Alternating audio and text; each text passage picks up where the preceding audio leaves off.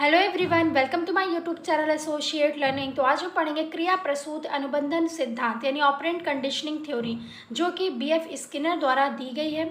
तो आज हम इसके बारे में पूरा डिस्कस करेंगे।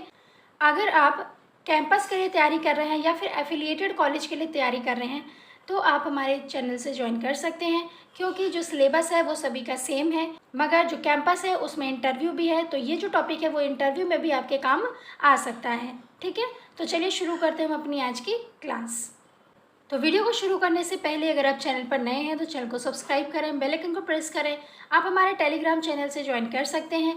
इसमें आपको सभी वीडियो की पीडीएफ और सभी नोटिफिकेशन प्रोवाइड किए जाते हैं। अगर आपको कोई पर्सनल क्वेरी है तो ये जो व्हाट्सएप नंबर है आप इस पर कॉल या व्हाट्सएप करके पीयूष सर से बात कर सकते हैं। ठीक है, तो चलिए हम शुरू करते हैं। क्रिया प्रसूत अनुबंधन सिद्धांत यानी ऑपरेंट कंडीशनिंग थ्योरी, जो कि किसने दी है? बीएफ स्किनर द्वारा। सबसे इंपॉर्टेंट क्वेश्चन तो यही हो जाता है कि जो क्रिया प्रसूत अनुबंधन सिद्धांत है वो किसने दिया है? तो ये दिया है बीएफ स्किनर ने। इस सिद्धांत का प्रतिपादन अमेरिका के हार्वर्ड विश्वविद्यालय के प्रोफेसर बीएफ स्किनर द्वारा दिया गया है। तो जो बीएफ स्किनर थे वो क्या थे? हार्वर्ड विश्वविद्यालय के एक प्रोफेसर थे। नेक्स्ट पॉइंट है, इस सिद्धांत का प्रतिपादन प्रोफेसर बीएफ स्किनर ने 1938 में किया। ये इंपॉर्टेंट है कि जो ऑपरेंट कंडीशनिंग थ्योरी है वो किस सन में आई थी? तो ये जो आई थी ये आई थी 1938 में। इस सिद्धांत का प्रतिपादन जो बीएफ स्किनर जी हैं उन्होंने 1938 में किया था। ठीक है, नेक्स्ट पॉइंट है, इस सिद्धांत के मूल में थॉर्नडाइक के द्वारा प्रतिपादित उद्दीपन अनुक्रिया सिद्धांत है, जिसको स्किनर ने पुनर्बलन सिद्धांत में परिवर्तित कर दिया। जो थॉर्नडाइक का सिद्धांत था अनुक्रिया सिद्धांत, उसको क्या किया? स्किनर ने पुनर्बलन सिद्धांत में परिवर्तित कर दिया, यानी कि चेंज कर दिया। तो ये भी हमारे लिए इम्पोर्टेंट हो जाता है कि इन्होंने किसके सिद्धांत का क्या किया? परिवर्तन किया था। ठीक है, तो आपसे एग्जामिनर पूछ सकता है इंटरव्यू में कि जो ऑपरेंट कंडीशनिंग थ्योरी थी वो किसने दी है, क्योंकि ये जो सभी टॉपिक है ये आपने बीएड में पढ़ रखे हैं, तो वो आपसे कोई भी क्वेश्चन कर सकता है। और ये हमारे एमएड के भी टॉपिक हैं, तो इसलिए वो हमारे सिलेबस के अंदर भी आ जाता है, तो वो आपसे कोई भी क्वेश्चन पुटअप कर सकते हैं। इसलिए आप एक एक चीज़ को बारीकी से और अच्छे से पढ़िए। नेक्स्ट पॉइंट है, अधिगम के सिद्धांत का अभिप्राय सीखने की उस प्रक्रिया से है जिसमें प्राणी उस प्रतिक्रिया का चयन करता है जो पुनर्बलन को उत्पन्न करने में साधन का काम करती है। पुनर्बलन का मतलब होता है रीइंफोर्समेंट। जो चीज़ हमें किसी काम को करने के लिए पुश करती है या फिर हमें मोटिवेट करती है वो होता है पुनर्बलन। नेक्स्ट पॉइंट है, इस सिद्धांत के अनुसार यदि किसी अनुक्रिया के करने से सकारात्मक एवं संतोषजनक परिणाम मिलते हैं तो प्राणी वह क्रिया बार बार दोहराता है। असफलता या नकारात्मक परिणाम मिलने पर प्राणी क्रिया को पुनः दोहराने से बचता है। जैसे कि आपने क्या किया, अगर आप पानी उबाल रहे हैं गैस में और आपने क्या किया कि जो पानी है उसको प्लेट से ढक दिया, अब आपने उस प्लेट को अपने हाथ से उठाया और आपके हाथ जल गया, तो उससे क्या होगा कि आप वो क्रिया दोबारा से नहीं करेंगे, क्योंकि उसके जो परिणाम है वो कैसे हैं? नकारात्मक। मगर अगर आपने कोई चीज़ की और वो उससे जो परिणाम आए वो अच्छे आए, सकारात्मक आए, आपको अच्छे लगे, तो वो क्रिया आप बार बार दोहराना चाहेंगे। तो वही जो स्किनर जी हैं बोलते हैं कि अगर आपने कोई काम किया है, कोई अनुक्रिया की है, अगर उसके जो परिणाम हैं वो पॉजिटिव हैं तो आप वो क्रिया को दोहराते हैं, और अगर उसके परिणाम निगेटिव या उसमें आप असफल होते हैं तो आप उस क्रिया को दोबारा करना नहीं चाहते या फिर उससे बचते हैं।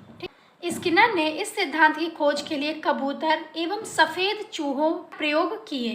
तो ये आपको इम्पॉर्टेंट हो जाता है कि जो स्किनर थे उन्होंने किस पे प्रयोग किए, तो उन्होंने कबूतर पे प्रयोग किया और सफ़ेद चूहों पर प्रयोग किया था।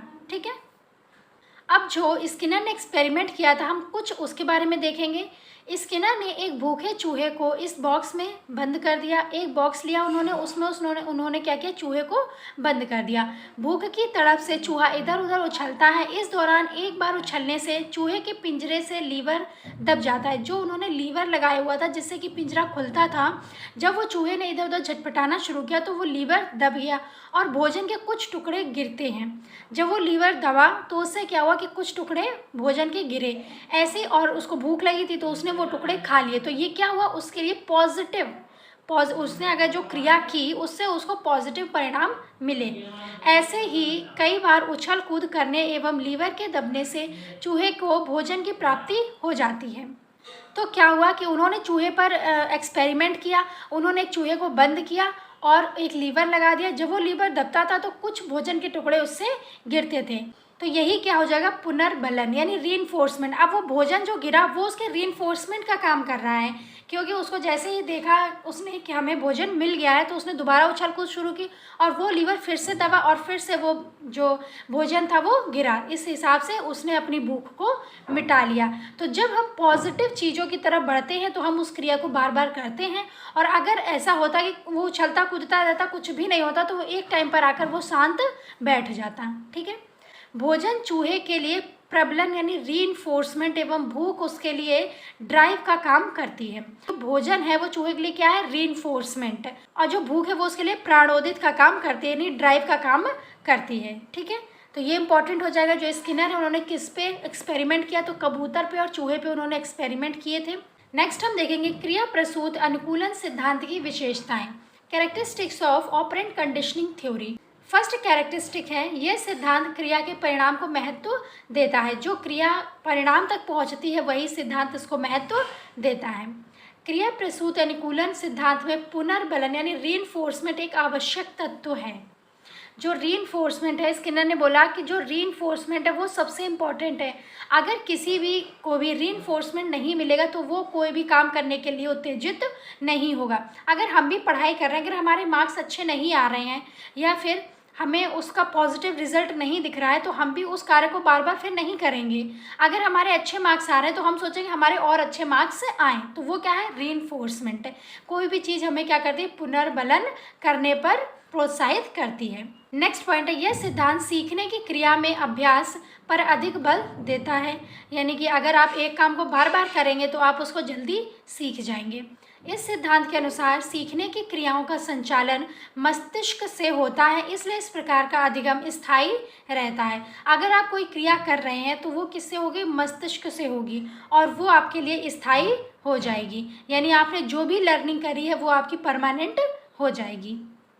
नेक्स्ट पॉइंट है, यह सिद्धांत मंद बुद्धि बालकों के अधिगम के लिए बहुत उपयुक्त है। उपयुक्त कैसे है, अब इसमें हुआ क्या कि आप एक काम को बार बार कर रहे हैं, अभ्यास कर रहे हैं। अभ्यास से क्या होता है, हम चीज़ों को अच्छे से समझ सकते हैं। तो जो स्टूडेंट मंद बुद्धि होते हैं उनके लिए सबसे अच्छी चीज़ होती है। तो ये पूछ सकता है कि जो स्किनर की जो थ्योरी है वो सबसे ज़्यादा किसके लिए उपयुक्त है, तो वो किसके लिए, मंद बुद्धि बालकों के लिए सबसे ज़्यादा इम्पॉर्टेंट है ऑपरेंट कंडीशनिंग थ्योरी। नेक्स्ट हम देखेंगे रीइंफोर्समेंट के बारे में। जिस उद्दीपक को देने से अनुक्रिया यानी रिस्पॉन्स करने की संभावनाएं बढ़ जाती हैं, रीइंफोर्समेंट कहलाता है। क्या होता है कि जिस उद्दीपक को देने से क्या होता है, रिस्पॉन्स यानी कि अनुक्रिया बढ़ जाती है, उसको क्या बोलते हैं, रीइंफोर्समेंट। अगर वो उसको भोजन आया तो उसने दोबारा से उस क्रिया को करना शुरू किया। ठीक है। उदाहरण, पेपर पास करने पर माता पिता द्वारा साइकिल या मोबाइल लैपटॉप देना। देखिए, आपके जो पेरेंट्स हैं उन्होंने आपसे बोला कि अगर आपके अच्छे मार्क्स आ गए या अगर आपने कैंपस में एडमिशन ले लिया तो हम आपको क्या देंगे, एक अच्छा एंड्रॉयड फ़ोन दिलाएंगे। तो आपने क्या किया, बहुत अच्छी कड़ी मेहनत करी और आप उसमें पास हो गए। जब आपको लैपटॉप या फ़ोन मिल गया तो आपका क्या हुआ, एक आपको मोटिवेशन मिला कि अगर हम पेपर पास किए तो हमारे पेरेंट्स ने हमको ये चीज़ दिलाई। अब अगर दोबारा ऐसा ही होगा तो फिर आप उस चीज़ को करने के लिए बहुत ज़्यादा उत्साहित रहेंगे, क्योंकि उससे आपको क्या मिल रहा है, कोई ना कोई एक चीज़ मिल रही है, यानी आपको मोटिवेशन मिल रही है। तो जो आपने काम किया है उसके लिए जब आपको मोटिवेशन मिलती है तो वो काम आप एक पॉजिटिव वे से करते हैं। ठीक है। जिस तरीके से चूहे को एक बार खाना मिलने से उसने दोबारा उस क्रिया को दोहराया, वो क्या हो जाएगी, रीइंफोर्समेंट। जब रीइंफोर्समेंट मिलता है तब हम उस क्रिया को दोबारा करने की कोशिश करते हैं। नेक्स्ट हम देखेंगे स्किनर के सिद्धांत के अनुप्रयोग यानी application of Skinner theory. Skinner की जो थ्योरी वो कहाँ पर अप्लाई हो सकती है।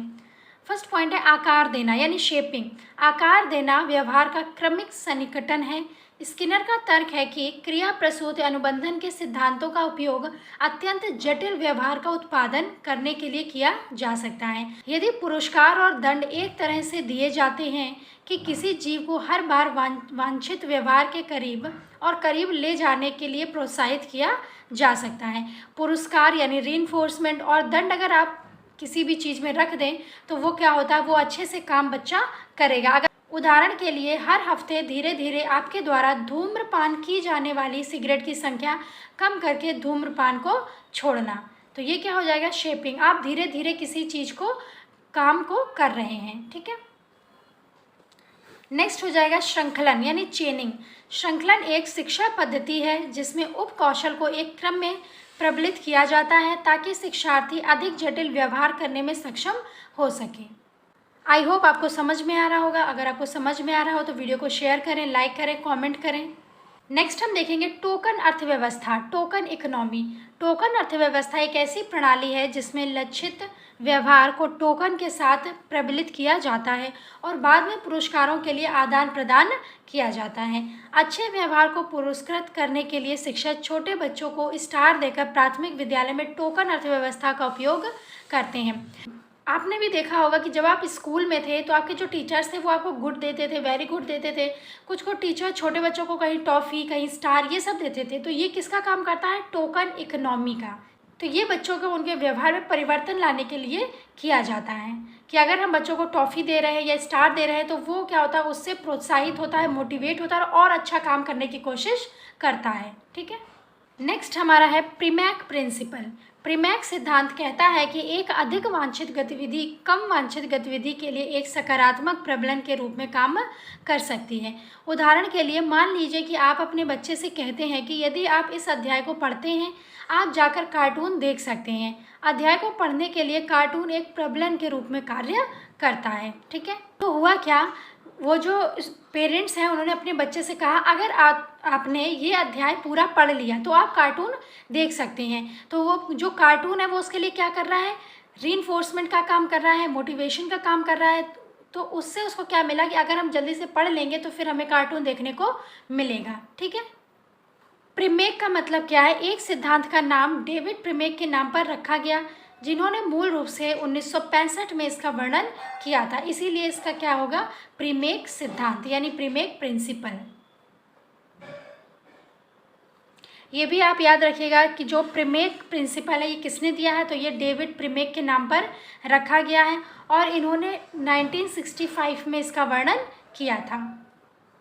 नेक्स्ट हम देखेंगे क्रमादेशित निर्देश यानी प्रोग्राम्ड इंस्ट्रक्शन। क्रमादेशित निर्देश नियंत्रण चरणों के लिए एक क्रमबद्ध क्रम के छात्रों के लिए नए विषय प्रस्तुत करने की एक विधि है।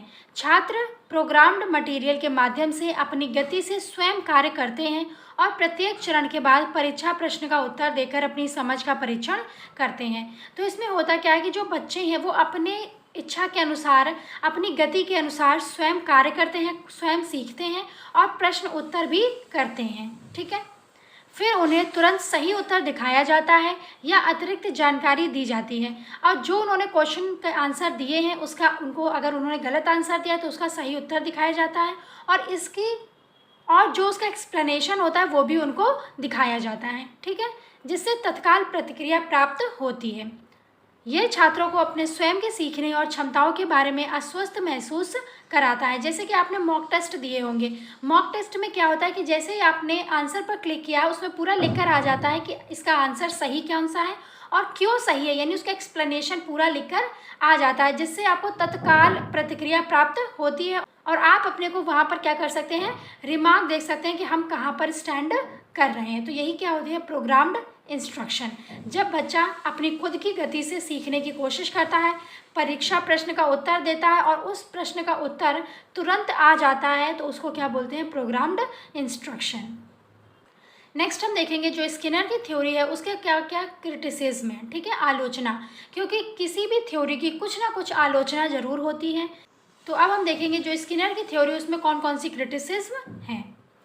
हॉलमैन ने सीखने की क्रिया में पुनर्बलन को आवश्यक नहीं माना है।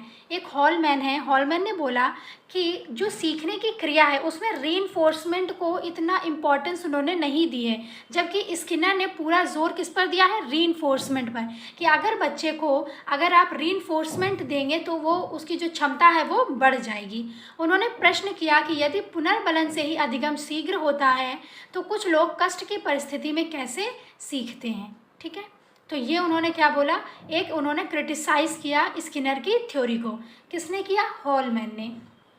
नेक्स्ट है, यह सिद्धांत मनुष्य की सीखने की प्रक्रिया को सही प्रकार से व्यक्त करने में असमर्थ रहा है, क्योंकि इस सिद्धांत का प्रयोग पशु एवं पक्षियों पर अधिक किया गया। जो स्किनर थे उन्होंने कबूतर पर इसका एक्सपेरिमेंट किया और सफ़ेद चूहे पर किया। तो उन्होंने बोला कि आपने इसका ये जो सिद्धांत है आपका, ये आपने मनुष्य पर तो कोई एक्सपेरिमेंट किया ही नहीं, आपने पशु पक्षियों पर एक्सपेरिमेंट करके बोला कि ये हम मनुष्य पर भी अप्लाई कर सकते हैं, मगर ऐसा नहीं है। ठीक है, तो ये भी उनकी थ्योरी को क्रिटिसाइज़ किया गया कि उन्होंने जो पशु और पक्षी हैं उस पर अपना एक्सपेरिमेंट किया, उन्होंने मनुष्य की सीखने की प्रक्रिया को नहीं बताया। नेक्स्ट है, यह सिद्धांत पुनर्बलन पर अत्यधिक जोर देता है, जबकि मनुष्य को सीखने के लिए लक्ष्य की आवश्यकता पहले होती है। जो छोटे बच्चे होते हैं वो तो रीइंफोर्समेंट से सीखते हैं, मगर अगर आप बड़े होते हैं तो आपके लिए एक लक्ष्य निर्धारित होना चाहिए, तब आपके लिए रीइंफोर्समेंट किसी भी काम नहीं आता है। ऐसा किसी ने क्रिटिसाइज़ किया, जो उनकी थ्योरी क्रिटिसाइज़ की गई, तो बोला गया कि जो स्किनर हैं उन्होंने पुनर्बलन पर पूरा जोर दे दिया है, पूरा बता दिया है कि अगर बच्चा सीखेगा तो बिना रीइंफोर्समेंट के वो नहीं सीख सकता, मगर अगर बच्चा जब बड़ा होगा तो उसके लिए कोई लक्ष्य होना चाहिए। बिना लक्ष्य के बच्चा किसी भी चीज़ को अच्छे से नहीं सीखता और पुनर्बलन भी उसके काम में नहीं आएगा। इसलिए जो मनुष्य सीखता है उसके लिए उसको एक लक्ष्य की ज़रूरत पड़ती है, ना कि पुनर्बलन की। ठीक है, तो ये सभी चीज़ें क्रिटिसाइज़ करती हैं स्किनर की थ्योरी को। नेक्स्ट हम देखेंगे schedules of reinforcement, continuous reinforcement and partial reinforcement. फिर पार्शियल इंटरवल हो सकता है और रेशियो। इंटरवल में फिक्स्ड और वेरिएबल और रेशियो में फिक्स्ड और वेरिएबल। तो ये शेड्यूल है, ये आपके लिए इतना इंपॉर्टेंट नहीं है, मगर एक बार देख लीजिएगा, हो सकता है आपसे पूछ दिया जाए कि जो रीइंफोर्समेंट है वो कितने शेड्यूल होते हैं उसमें, तो 2 कॉन्टिन्यूअस और पार्शियल। ठीक है, आई होप आपको समझ में आया होगा। आज हमने डिस्कस किया स्किनर की थ्योरी, बीएफ स्किनर ने जो ऑपरेंट कंडीशनिंग थ्योरी दी थी उसको आज हमने पूरा डिस्कस किया, एक एक चीज़ को हमने क्लियर किया। तो अगर आपको समझ में आया हो तो वीडियो को लाइक करें, शेयर करें, सब्सक्राइब करें। मिलते हैं नेक्स्ट वीडियो में। Stay connected. Thank you.